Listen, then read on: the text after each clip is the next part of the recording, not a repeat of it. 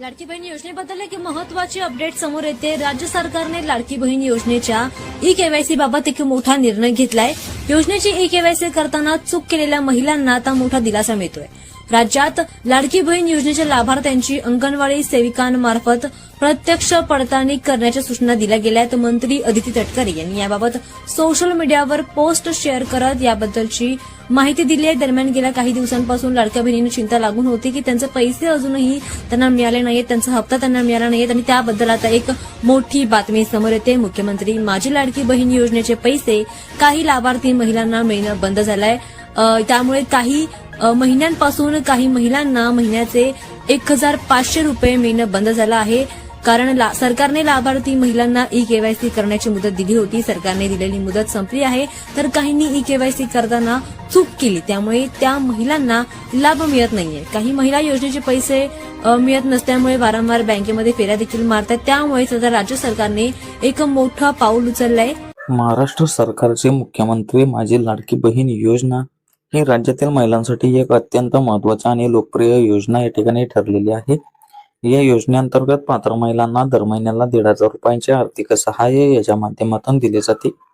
परंतु अनेक महिलांना सध्या एक मोठी समस्या या ठिकाणी भेडसावत आहे, ती म्हणजेच हप्त्याचे पैसे त्यांच्या खात्यात त्या ठिकाणी आलेले नाहीत। जर तुमच्याही खात्यात पैसे आलेले नसतील तर तुम्हाला घाबरण्याची गरज नाहीये। सरकारने यासाठी ऑनलाईन तक्रार करण्याची सोय देखील उपलब्ध करून आता दिलेली आहे। आता या ठिकाणी पाहून घ्या पैसे नेमके का येत नाहीत। आता याच्या मुख्य कारणांमध्ये आपण पाहून घेऊया। लाडकी बहीण योजनेचे पैसे न येण्यामागे काही सामान्य कारणे तुम्हाला असू शकतात। पहिले म्हणजेच ई-केवायसी तुमची त्या ठिकाणी पूर्ण नसणे। अनेक वेळा अर्ज केल्यानंतरही ई-केवायसी आधार पडताळणी पूर्ण होत नाही, त्यामुळे तुमचे पैसे त्या ठिकाणी अडकत असतात। आता दुसरे म्हणजेच बँक खाते तुमच्या आधार कार्डशी त्या ठिकाणी लिंक नसणे। जर तुमचे बँक खाते आधार कार्डशी लिंक नसेल तर डीबीटी पद्धत म्हणजेच डायरेक्ट बेनिफिट ट्रान्सफर त्या ठिकाणी तुमचे होऊ शकत नाही।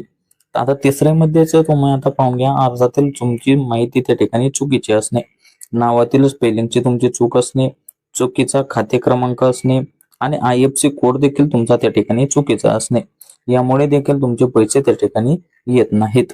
तसेच तुमच्या पात्रतेत देखील त्या ठिकाणी अडचण, काही महिलांना पात्रतेत बसत नसल्यामुळे देखील त्यांचे पैसे त्या ठिकाणी रोखले जाऊ शकतात। आता तांत्रिक अडचणी देखील आपण या ठिकाणी पाहून घेऊया।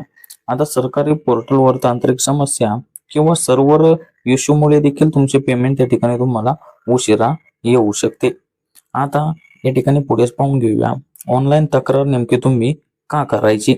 जर तुम्हाला 1-2 महिने झाले तरी पैसे तुमचे आलेले नाहीत तर तुम्ही तक्रार करणे या ठिकाणी खूप महत्त्वाचे आहे। आता त्याचे कारण देखील पाहून घ्या की तुमची केस त्या ठिकाणी तपासली जाते, अडचण नेमकी कुठे आहे ते नेमके तुम्हाला कळते आणि पैसे लवकर मिळण्याची शक्यता देखील तुमची त्या ठिकाणी वाढत असते। तर या ठिकाणी पाहून घेऊया ऑनलाईन तक्रार नेमकी कशी करायची आहे। आता तुम्ही काही स्टेप फॉलो करून ती ऑनलाईन तक्रार करू शकता। आता पहिल्या स्टेपमध्ये तुम्हाला अधिकृत वेबसाईटला त्या ठिकाणी भेट द्यायची आहे। लाडकी बहीण योजनेच्या अधिकृत पोर्टलवर तुम्हाला जायचे आहे। तिथे गेल्यानंतर दुसऱ्या स्टेपमध्ये तुम्हाला तक्रार नोंदवा हा पर्याय तुम्हाला त्या ठिकाणी निवडायचा आहे। होम पेजवर तुम्हाला कंप्लेंट हा असा पर्याय दिसेल, त्या ठिकाणी तुम्हाला क्लिक करायचे। नंतर तिथे गेल्यानंतर तुम्ही लॉग इन करा, तुमचा मोबाईल नंबर टाका आणि OTP द्वारे तुम्ही त्या ठिकाणी ते लॉग इन करून घ्या। तसेच पुढे गेल्यानंतर त्या ठिकाणी तक्रार फॉर्म तुम्हाला भरायचा आहे। फॉर्म मध्ये काही माहिती तुम्हाला भरायची, जसे की तुमचा अर्ज क्रमांक म्हणजेच ऍप्लिकेशन ID, तुमचे पूर्ण नाव, तुमचा मोबाईल नंबर, तुमची समस्या नेमकी कोणती आहे। उदाहरणार्थ तुम्हाला पैसे मिळाले नाहीत असा हा समस्येचा प्रकार त्या ठिकाणी निवडायचा आणि सविस्तर माहिती त्या ठिकाणी अपलोड करायची। नंतर पुढेच आवश्यक कागदपत्र देखील तुम्हाला त्या ठिकाणी अपलोड करायचे आहेत, जसे की तुमचे आधार कार्ड, बँक खात्याचे पासबुक, तसेच अर्जांची कॉपी आणि शेवटच्या स्टेपमध्ये तोच अर्ज तुम्हाला त्या ठिकाणी सबमिट करून घ्यायचा। सर्व माहिती योग्य आहे का हे तपासून तुम्ही सबमिट या बटनावर त्या ठिकाणी क्लिक करून घ्या। तसेच पुढेच पाहून घ्या ऑफलाईन तक्रार करण्याचा देखील पर्याय आहे। जर ऑनलाईन तक्रार करता तुम्हाला येत नसेल तर तुम्ही खालील ठिकाणी जाऊन म्हणजेच ग्रामपंचायत कार्यालयात, तसेच CSC सेंटर म्हणजे कॉमन सर्व्हिस सेंटर मध्ये, तसेच महिला व बालविकास विभाग कार्यालयाशी तुम्ही त्या ठिकाणी ऑफलाईन तक्रार म्हणजेच त्यांच्याशी संपर्क तुम्ही त्या ठिकाणी साधू शकता। आता पुढेच पाहून घ्या तक्रार केल्यानंतर नेमके काय होईल हा सर्वांना प्रश्न आहे. तर तुम्ही तक्रार सबमिट केल्यानंतर तुम्हाला कंप्लेंट ID त्या ठिकाणी मिळत असतो. तुमची तक्रार देखील त्यांच्या माध्यमातून त्या ठिकाणी तपासली जाते आणि 7 ते 15 दिवसात अपडेट नेमकी काय आहे ते तुम्हाला मिळू शकते, म्हणजे तुमची समस्या नेमकी कोणती आहे. तसेच पुढे जर समस्या सुटल्यावर पैसे तुमच्या खात्यात त्या ठिकाणी जमा देखील होत असतात. त्यामुळे तक्रार केल्यानंतर तुम्हाला हे फायदे देखील आहेत की 7 ते 15 दिवसात तुम्हाला त्या ठिकाणी अपडेट मिळून जाते की तुमचे पैसे नेमके का येत नाही, म्हणजे ती समस्या तुमच्या कानावर त्या ठिकाणी पडत असते. आता आपण काही महत्त्वाच्या सूचना या ठिकाणी पाहून घेऊया. तक्रार करताना तुम्ही योग्य माहितीच त्या ठिकाणी द्या. तुमचा मोबाईल नंबर चालू ठेवा, कारण OTP तुमचा त्या ठिकाणी येत असतो. तसेच पुढेच म्हणजे बँक खाते तुमच्या आधारशी लिंक आहे का याची देखील तुम्ही त्या ठिकाणी खात्री करा आणि तुमची eKYC देखील तुम्ही त्या ठिकाणी पूर्ण करा. आता तुमच्या eKYC दुरुस्तीसाठी सरकारने मुदत देखील वाढ तुम्हाला दिलेली आहे. आता पुढेच पाहून घ्या, पैसे लवकर मिळण्यासाठी नेमक्या काय टिप्स आहेत. तर पाहून घ्या, आधार आणि बँक लिंक आहे का हे तुम्ही तपासा. NPCI मॅपिंग म्हणजे DBT चालू आहे का ते देखील तुम्ही त्या ठिकाणी तपासा. तुमच्या अर्जाची स्थिती म्हणजेच ऍप्लिकेशन स्टेटस देखील तुम्ही नियमित तपासा. तसेच चुकीची माहिती असल्यास त्वरित तुम्ही त्या ठिकाणी अपडेट करून घ्या. आता या ठिकाणी पाहून घेऊया, वारंवार विचारले जाणारे आपल्या कमेंट बॉक्समध्ये जे प्रश्न असतात त्याचे उत्तर तुम्ही या ठिकाणी पाहून घ्या. आता पाहून घ्या, किती दिवसात पैसे येतात. तर साधारणतः 7 ते 15 दिवसांत तक्रारी सोडवली तुमची त्या ठिकाणी जात असते. आता पुढेच पाहून घ्या, तक्रार केल्यावर नेमके पैसे नेमके तुमचे केव्हा येतील. तर हो, जर तुम्ही पात्र असाल आणि सर्व माहिती तुमची योग्य असेल तर तुम्हाला त्या ठिकाणी पैसे नक्की येतात. तर आता पाहून घ्या, अर्ज क्रमांक नसल्यास नेमके काय करायचे. तर लॉग इन करून तुम्ही फॉरगेट ऍप्लिकेशन ID हा पर्याय तुम्ही त्या ठिकाणी निवडा. मग तुमचा अर्ज क्रमांक तुम्हाला त्या ठिकाणी मिळून जात असतो. तसेच पुढे पाहून घेऊया, eKYC नेमकी कशी करायची.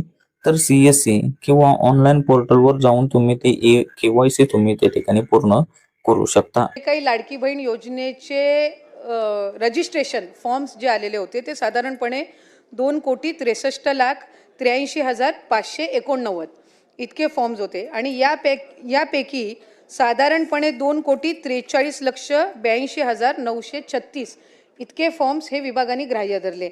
ज्या आकडेवारीचा 26 लाखाचा आपण उल्लेख केला ती क्रॉस व्हेरिफिकेशनसाठी माहिती व तंत्रज्ञान विभागाकडून ज्या आकड्यांचा आपण उल्लेख केला ती आमच्याकडे विभागाकडे प्राप्त झालेली होती. साधारणपणे महिला व बालविकास विभाग म्हणून आणि सर्वच सन्मान्य समोर बसलेले वरिष्ठ सदस्य आहेत, अनेक वर्ष त्यांनी सुद्धा मंत्रिमंडळामध्ये वेगवेगळ्या खात्यांमध्ये काम केलेलं आहे. एखादा विभाग ज्या वेळेला एखादी योजना आणतो त्यावेळेला दुसऱ्या विभागाच्या डेटाचा त्यांच्याकडे ॲक्सेस नसतो, तो आपल्याला त्या विभागाकडून मागवायला लागतो. उदाहरणार्थ मुख्यमंत्री लाडकी बहीण योजना ही महिला व बालविकास विभागाकडून राबवली जाते.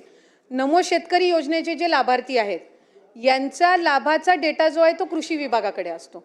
तो आम्हाला साधारणपणे जानेवारी महिन्यामध्ये प्राप्त झाला आणि त्याच्यात आम्हाला लक्षात आलं की नमो शेतकरी आणि लाडकी बहीण योजनेचे काही कॉमन लाभार्थी आहेत.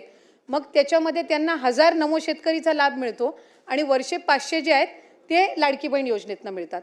तसंच माहिती व तंत्रज्ञान विभाग असेल, शालेय शिक्षण विभाग असेल, अन्न व नागरी पुरवठा विभाग असेल, अशा वेगवेगळ्या विभागांकडे या संदर्भातली माहिती महिला व बालविकास विभागानेच मागितलेली होती.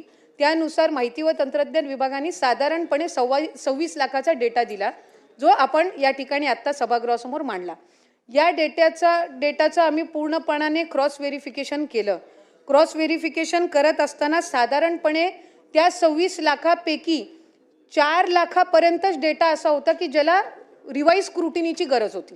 बाकी सगळे जे होते हे पात्र लाभार्थी होते, त्यामुळे त्यांना त्या पद्धतीनं लाभ सुरू आहे.